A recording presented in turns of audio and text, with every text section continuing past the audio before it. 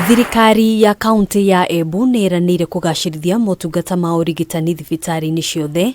Riu maabithaa a urigitani makirutirwo mukana wa kwaga uigĩrĩrĩki wira-ini.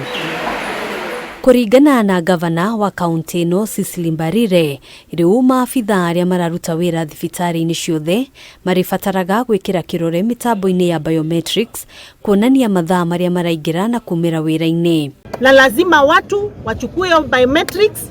Ukiingia kazi asubuhi tujue umeingia saa fulani, ukitoka tujue umetoka saa fulani. Kama uko night duty, we want to know umekuwa night duty.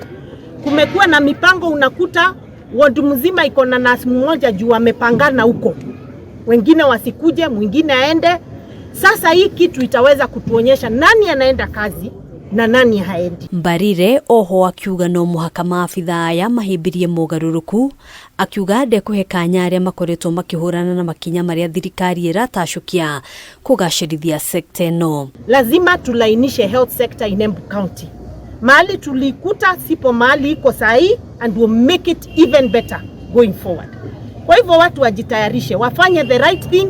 All the people of Embu County are asking for is value for their money.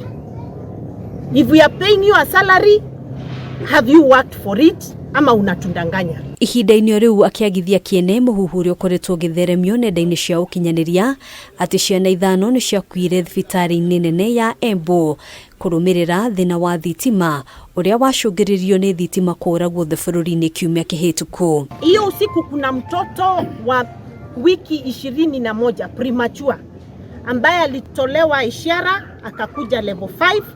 Huyo ndio bahati mbaya aliaga. One, because hakuweza kufika in good time aangaliwe, na alikuwa 21 weeks old. Hiyo ndio kesi moja tu, na sio ati hiyo si ya maana, but it's good to be factual. That is the only case tulikuwa nayo on Friday night. Hadwini Hakameme TV, Titagugina kwa Waduru.